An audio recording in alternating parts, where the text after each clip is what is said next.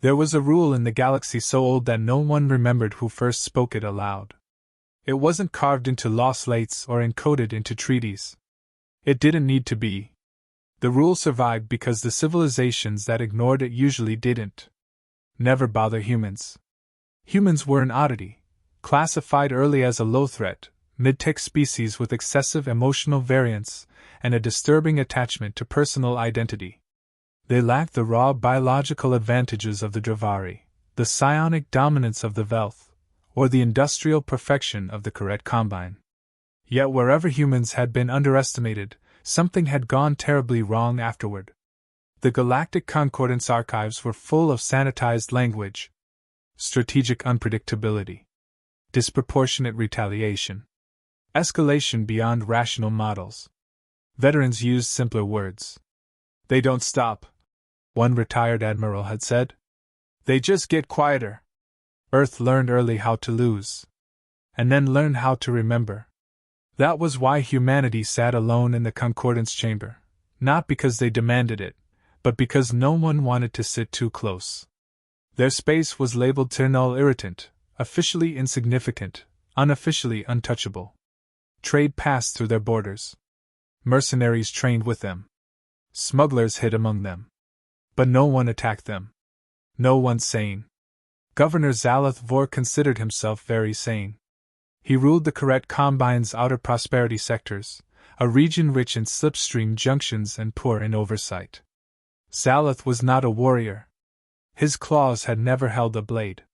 His victories came through committees, leverage, and the careful starvation of rivals' budgets. He believed deeply in systems. And systems, he believed, did not fear myths. "Humans are an overcorrected anomaly," Zaleth said, pacing before his advisory council. "A species propped up by reputation alone." Several advisors shifted uneasily. One of them, a gray-scaled elder who had seen 3 wars, cleared his throat. "My governor," the elder said carefully, "that reputation was earned." Zaleth waved a dismissive claw. "Centuries ago. Against empires that no longer exist. The modern galaxy is civilized." The elder did not argue. He had learned when to stop. Zaleth activated the holo display. A cluster of stars bloomed into view, highlighting a dull yellow system on the edge of human-controlled space. "Haven's Reach," Zaleth said. "A human mining colony. 20 years old. Minimal defenses. Significant deuterium extraction. Positioned on a junction we require." An advisor hissed softly. "That system is registered human." "Barely," Zaleth replied. "No fleet presence. No military value. They rely on treaties and feelings." He smiled, a thin, political smile. "We will not invade. We will not conquer. We will correct." The word tasted good. "Dispatch a patrol group. Disable orbital infrastructure. Make it costly for them to stay. A message." The elder spoke again, voice strained. "Governor, humans do not hear messages the way we do." Zaleth leaned forward. "They will this time." The vote was never taken.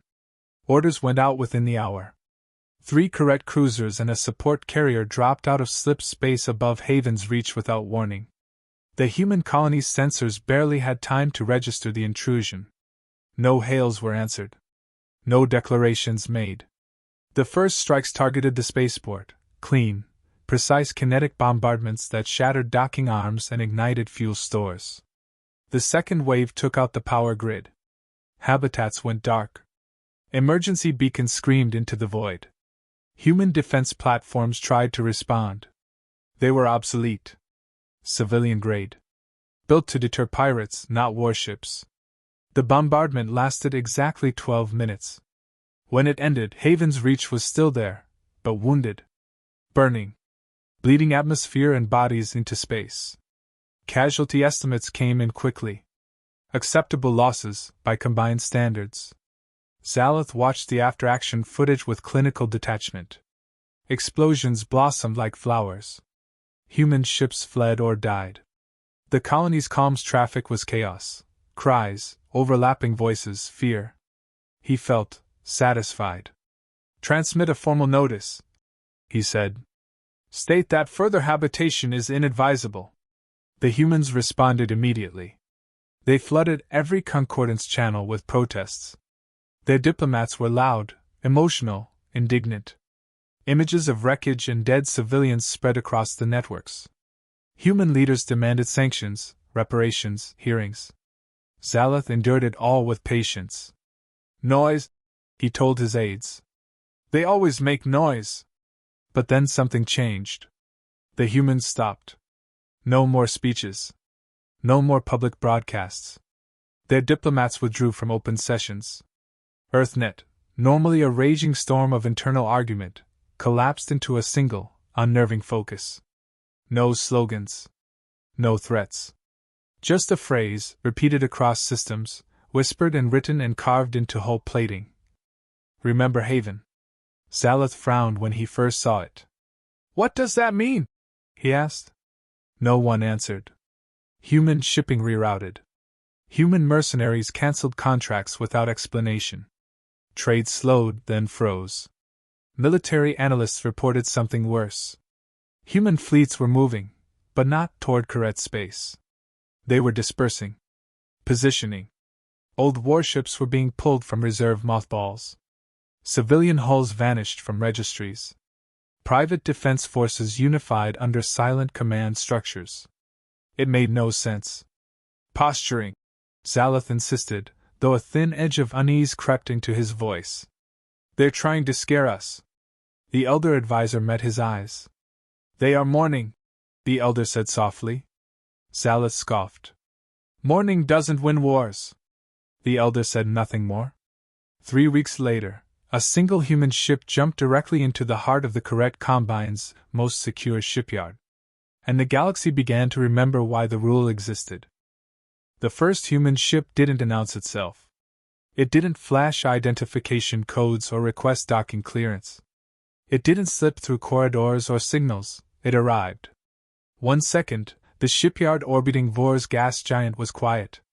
The next, there was a distortion in the vacuum, a flicker in graviton fields, and then a vessel appeared, seemingly materialized out of nothing. It was not sleek. Not elegant. Not meant to impress. It was wrong. Armor plates overlapped like defensive fists, each scarred with old impacts. External weapon mounts jutted from the hull as though daring enemies to hit them. The engine glowed an angry red, pushed past recommended safety margins. On its side, stenciled in blocky white letters, was a name that made even veteran correct engineers pause. HSS Old Man's Regret. Before the shipyard's alarm systems could scream, the human vessel fired. Not antimatter. Not plasma beams. Not exotic energy arrays. Rail guns. Slugs hurtling near relativistic speeds tore through docking bays, fuel depots, and orbital construction platforms. Explosions chained outward, clouding the upper atmosphere of the gas giant in a false dawn of fire and debris. Correct defense ships scrambled. Sensors screamed. Targeting protocols floundered. Every calculated angle, every predictive algorithm, failed spectacularly. The human ship advanced. It didn't dodge. It didn't retreat. It advanced. A correct commander's voice trembled over the comms. Identify yourself. This is an unauthorized breach of Combine territory. The reply was immediate, calm, terrifying. This is Captain Elias Crow. Formerly retired. You hit a place called Haven's Reach. The commander faltered. This is a policing action. Authorized. Crow laughed. It was not a pleasant sound. You killed my daughter, he said simply. She was a civilian contractor. She ran logistics for the port. Silence. Then Crow continued conversational as if discussing maintenance schedules, not war crimes. I asked my government for justice. They told me to wait. Exactly 3 weeks. And then he fired again. This time, boarding pods dropped from the ship. Human Marines poured into the shipyard, men and women in heavy armor, helmets marked with hand-painted symbols, names, dates, personal insignia. Some bore wedding rings over armored gloves, as if to remind themselves of lives worth fighting for. They fought like professionals. And like people who had nothing left to lose. Correct forces, trained in precision and obedience, found themselves overwhelmed. Every tactical simulation they had memorized was meaningless against humans who improvised at the speed of instinct and rage. They didn't take prisoners unless necessary. They didn't torture. They didn't gloat. They documented. Every casualty, every movement, every weapon discharged was logged. Every communication was archived. When the last correct shipyard station fell silent, Captain Crow transmitted one final message, a broadcast to every channel in the sector. "This was a demonstration," he said. "We are coming for the ones who gave the order. Anyone who gets in the way becomes part of the lesson." Then the human vessel jumped. Governor Zalith Vor watched the footage with disbelief, his claws gripping the edge of the command console so tightly that sparks ignited from the stress sensors. One ship. One old, battered, terrifying ship. And it had torn out the industrial heart of a combined shipyard in under an hour. Yet Zalith clung to arrogance. "This was a rogue action," he muttered. "An old human with a personal vendetta. Nothing more." Then reports began to flood in. Human fleets were mobilizing along every border, but not as Zalith had expected. They weren't declaring war. They weren't issuing ultimatums. They were coordinating. Private fleets, civilian vessels, even ex-mercenary contractors were falling in line under a command network no correct intelligence agency could penetrate. Old vessels pulled from mothballs. Obsolete weapons systems refitted. Humans who had never known each other now acted as a single, precise organism. The galaxy remembered the rule. Too late. Zalith Vor had made two mistakes. First, he underestimated humans. Second, he had made it personal. And personal meant everything. The humans didn't declare war. They didn't need to. Instead, they declared accountability. Zalith Vor had thought that his minor, corrective action against Haven's Reach would be forgotten once the colony rebuilt itself. He had assumed humans would squeal, protest, maybe send a token fleet, and then move on. He was wrong. Humanity did not move on. Humanity remembered. Instead of attacking worlds indiscriminately, they hunted people. Admirals vanished when their flagships lost power mid-jump, drifting helplessly into the void. Corporate executives discovered that their supposedly secure private stations had been boarded silently, vaults emptied and records compiled into meticulous files, left behind like grim calling cards. Propaganda stations went dark overnight, their transmitters reduced to rubble. At the center of it all was a task force called the Reminder. Their ships carried names like Final Notice, Due Diligence, and We Tried Talking. The irony wasn't lost on anyone, least of all their targets. They used old ships and obsolete hulls retrofitted with bleeding-edge AI. Railguns, plasma lances, and untested prototype tech were distributed across vessels built decades ago, giving the human fleet a ghostly, jagged aesthetic that terrified both seasoned admirals and political bureaucrats alike. They were ghosts of vengeance, relentless and methodical. The Galactic Concordance begged Earth to stop. Pleas, warnings, even threats were met with calm responses, legal briefs, death certificates, dossiers, and a single phrase repeated in every filing. Remember Haven. For Zalith Vor, the nightmare was personal. He had fled his palace, his family, and the ceremonial halls of power. He had hidden on luxury liners under false identities, cloaking devices, and forged documents. Every known slipstream route had been monitored, every escape attempted, intercepted. Humans didn't find him with sensors. They found him with pattern recognition. By tracking small transactions, minor inconsistencies in his identifications, and the faintest hints of old allegiances, they located him aboard a supposedly private liner in a remote sector. The intercepting ship? HSS Bitter Divorce. It didn't fire first. It didn't need to. Crow himself boarded the liner, stepping out with calm precision. The old human was thinner now, grayer, eyes hollowed by grief, but they burned with the same relentless clarity as before. Governor Vor, Crow said, voice flat, as if reading from a ledger. You're the one person who bothered humans. Salith scrambled, claws shaking. I was following policy. You can't destroy an entire empire over one colony. Crow's lips curved in something close to a human smile. We didn't destroy an empire. He gestured to the holographic display flickering on the bridge. Images of havens reached before the bombardment appeared.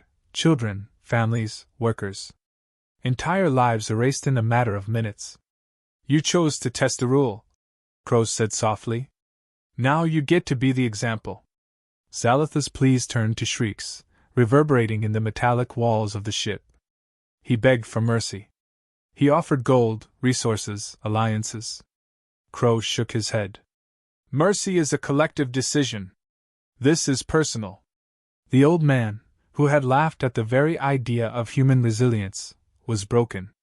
Not destroyed, but exposed.